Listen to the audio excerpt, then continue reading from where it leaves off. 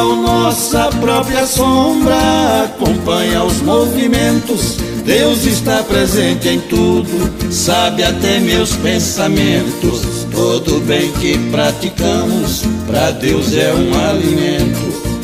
Quem faz o bem ganha seu ponto no dia do grande encontro, na hora do julgamento. Os olhos de Deus monitoram todos os nossos segmentos. É um satélite divino fazendo rastreamento. A lei divina é perfeita, Jesus Cristo é 100%. Quem querer a salvação, na Bíblia tem a lição para o nosso arrependimento.